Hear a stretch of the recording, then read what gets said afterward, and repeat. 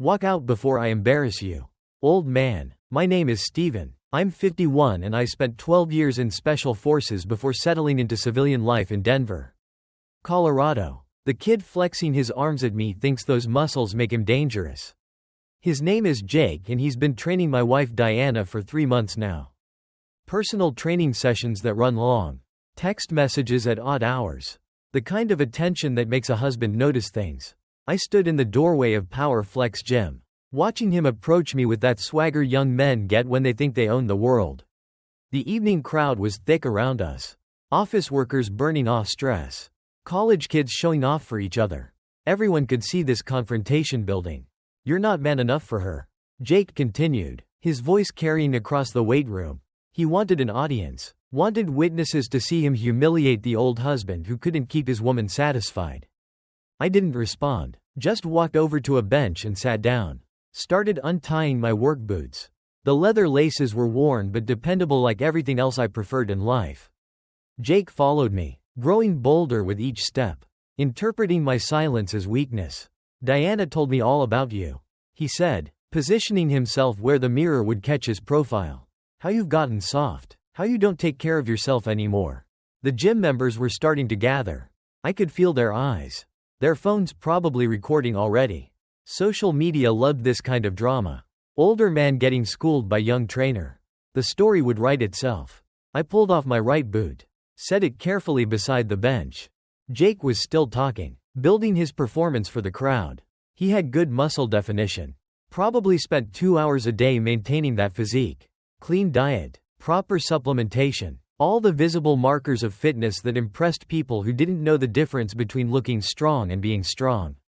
Last chance, old man, Jake said, cracking his knuckles. Walk away, and maybe I'll let Diana down easy when she asks about you later. I started working on my left boot, taking my time with the laces. The crowd was getting restless. They wanted action, wanted to see what happened when youth met age, when new money met old pride. What they didn't understand was that they'd already missed the most important part. The moment Jake decided to make this public, he'd already lost. I finished with the laces and looked up at him for the first time since walking in. You done talking, son? Diana and I met 15 years ago when I was transitioning out of the military. She was working as a bank manager. All professional smiles and sharp business suits. I was drawn to her confidence.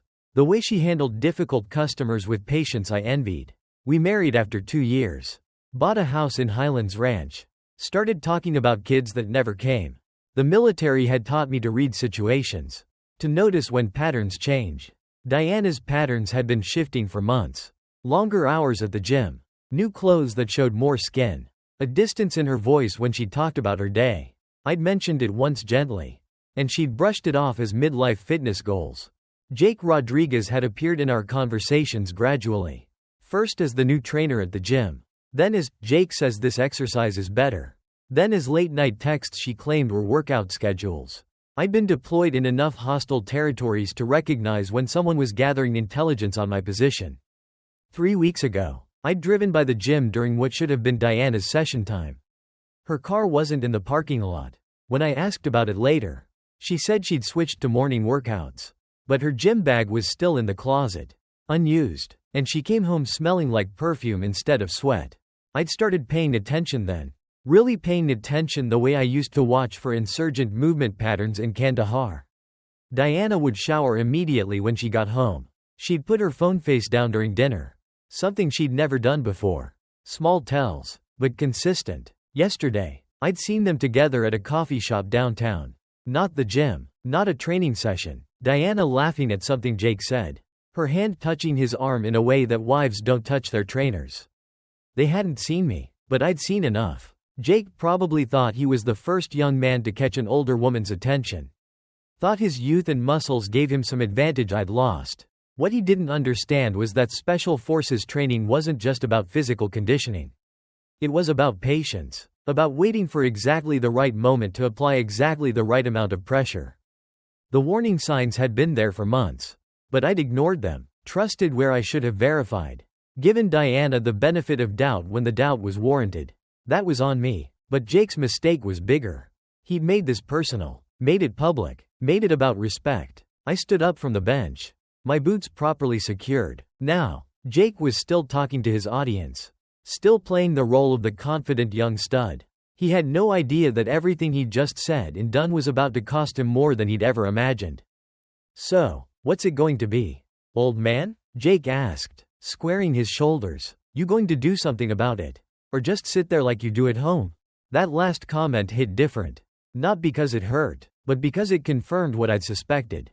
Diana had been talking about our private life, sharing details that belonged between husband and wife, painting me as the neglectful spouse who didn't appreciate what he had. I finished tying my shoes and stood slowly, taking my time to stretch my back. Jake interpreted this as stiffness, age catching up with me. He was half right. I was 51, not 25, but what he didn't understand was that those years had taught me things his gym workouts never could. "Jake," I said, keeping my voice level, "you've been training my wife for 3 months now." He grinned, thinking I was finally engaging with his game. "That's right, and let me tell you, she's been very dedicated to her workouts."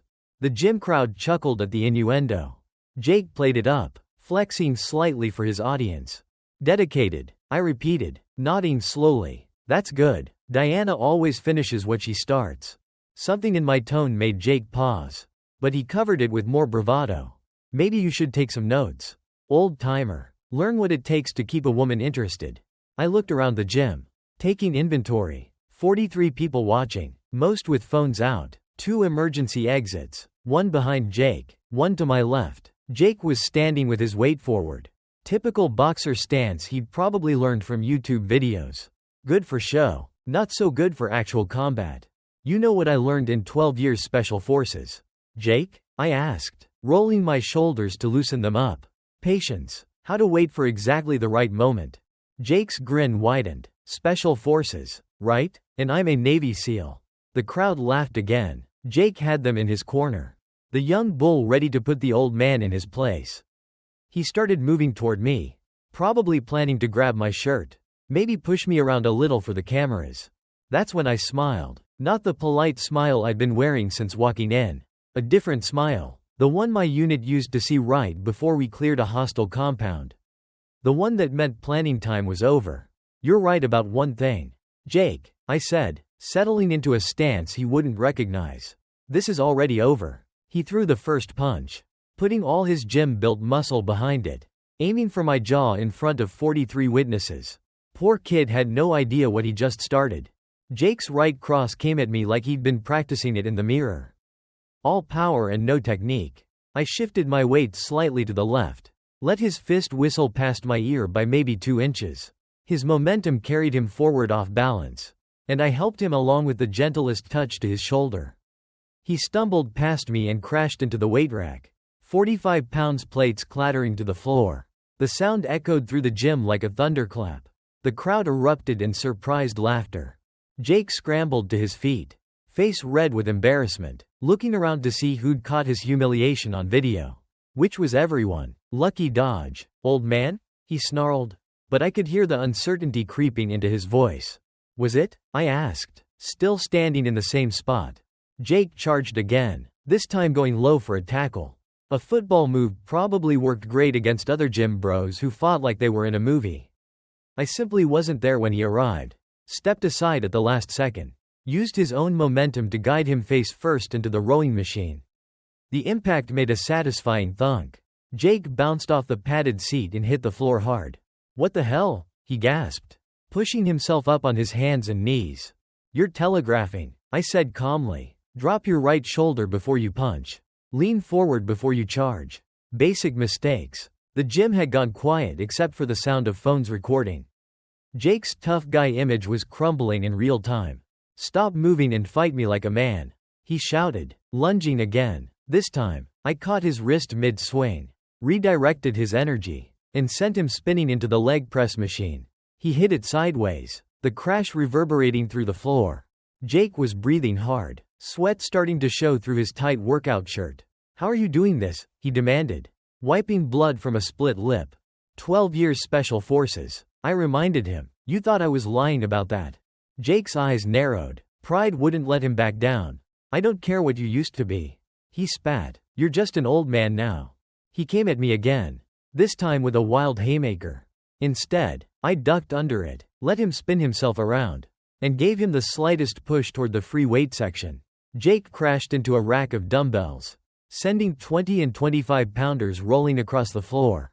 Stay down, son, I suggested. You're embarrassing yourself. But he was beyond listening. He grabbed a weight off the floor, a 15-pound dumbbell, and came at me swinging it like a club. The crowd gasped. This had gone from embarrassing to dangerous. That's when I stopped playing around. I caught Jake's wrist as he swung the dumbbell. Applied pressure to a nerve cluster I'd learned about in advanced combat training. His fingers went numb instantly. The weight dropping to the floor with a heavy thud. Attempted assault with a weapon. I said quietly, still holding his wrist, "You sure you want to go down that road?"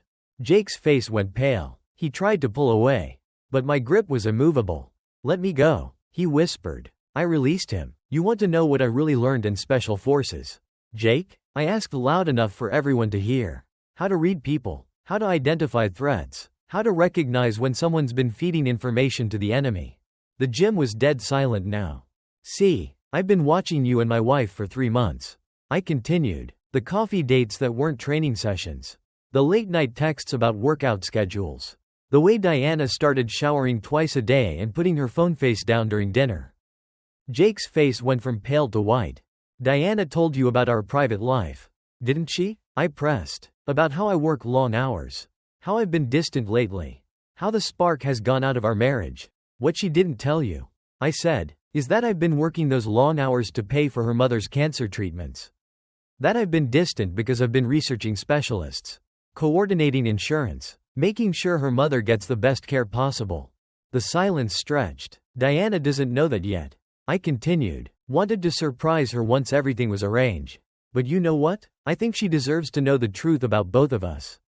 I pulled out my phone, scrolled to Diana's number, and hit speakerphone. "Steven?" Diana's voice came through crystal clear. "I'm just leaving the office. Is everything okay?" "I'm at Powerflex Gym," I said, keeping my eyes on Jake. "Having a conversation with your trainer." A pause. "Oh, I can explain." "No need," I interrupted. "Jake here has been very educational. Told me all about your dedication to fitness. How you've been very committed to your workouts." Jake was shaking his head frantically, mouthing, "No," at the phone. "Steven, please." Diana's voice was tight. "Let me come down there and we can talk privately." "Actually, I think we're done talking," I said. "Both of us." Jake was just explaining to everyone here how he's man enough to take another man's wife. "Weren't you, Jake?" Jake looked like he was going to be sick. "Diana," I continued, "you should probably find a new gym. And Jake, you should probably find a new career." I hung up and put the phone away.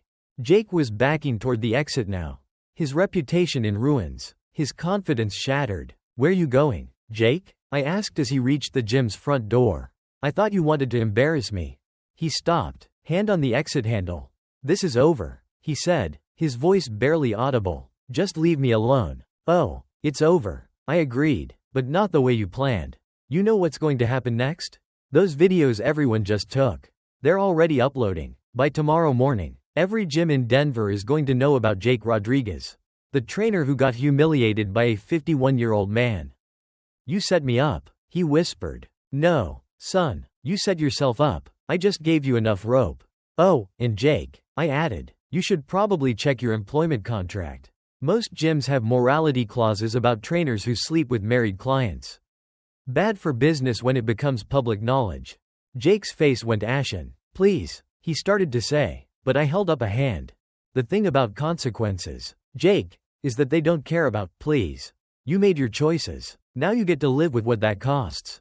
I stepped aside, clearing his path to the door. "But I'll give you some free advice," I said. "Next time you want to steal something from a man, make sure you understand what kind of man you're dealing with first." Jake fumbled with the door handle. But before he could leave, Diana burst through the entrance. "Steven, wait," she started, then stopped when she saw Jake's condition. "What happened?" "Your boyfriend tried to teach me a lesson," I said calmly. "Didn't work out how he planned." Diana looked between us, taking in the crowd with their phones. Jake's humiliated state, the weight equipment scattered across the floor. "This isn't how I wanted you to find out," Diana said to me, her voice small. "Find out what?" I asked. That my wife was cheating on me with a boy who can't even throw a punch. I figured that out months ago. Jake pushed past Diana and fled through the door, leaving her standing there in front of 43 witnesses to their affair. "Stephen, please," she said, "let me explain." I looked at her for a long moment, then shook my head. "No need, Diana. I understand perfectly." I walked past her toward the exit, but stopped at the front desk where Power Flex Gym's manager was standing with his mouth open. "You might want to review your trainer policies," I told him quietly, "and maybe invest in better liability insurance." Then I turned back to Diana, who was still standing frozen in the middle of the gym floor, surrounded by people recording her humiliation. "Diana," I said loud enough for everyone to hear, "when you get home tonight, you'll find divorce papers on the kitchen table. My lawyer already has copies of the photos from your coffee dates with Jake and the text messages. Amazing what a private investigator can dig up in 3 weeks." Her face went white. "You hired a detective. Special forces taught me to gather intelligence before engaging the enemy," I said. "Your boyfriend there made the mistake of thinking this was about muscles and attitude. You made the mistake of thinking I was too old and tired to notice what was happening in my own house. The house is in my name," I continued. "The cars are in my name. The bank accounts we opened when we got married.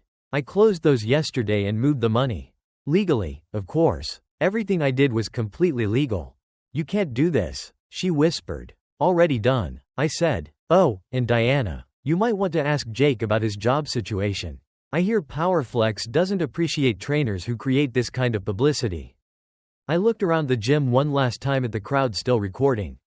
"Enjoy your workout," I said, and walked out into the Denver evening air. ****. 6 months later, I was sitting in my new apartment in downtown Denver, reading the morning paper over coffee, when an article in the business section caught my eye. Powerflex Gym had closed permanently after a series of viral videos damaged their reputation and led to multiple client cancellations.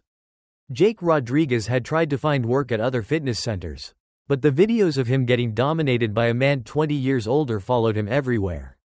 Last I'd heard, he was working at a supplement store in Aurora, his dreams of being a fitness influencer permanently destroyed by 30 minutes of footage. Diana had moved in with her sister after the divorce was finalized. She'd tried to fight for half the house, but the evidence of her affair made that impossible. Colorado had no-fault divorce laws, but adultery still mattered when it came to asset division. I'd started running again, something I hadn't done consistently since leaving the military. The trails around Washington Park reminded me why I'd loved Colorado in the first place. The mountains in the distance, the clean air, the sense of space and possibility. My phone buzzed with a text from my sister in California. "Saw the gym videos online. Proud of you for handling it with class." I smiled and put the phone away. The videos had indeed gone viral, but not for the reasons Jake had hoped. They'd become a cautionary tale about the difference between looking tough and being tough, between muscles and actual strength. That evening, I drove up to the mountains and watched the sunset over the Rockies. For the first time in months, I felt completely at peace. Jake Rodriguez's life became a cautionary tale shared across Denver's fitness community. Diana faced her own consequences when their affair became public knowledge, losing not only her marriage but also her standing in the social circles that had once welcomed her. The viral videos served as permanent documentation of their choices, ensuring that neither could escape the consequences of their actions. Sometimes the strongest response to betrayal isn't violence or anger, but the patience to let people reveal their true character and face the natural consequences of their choices.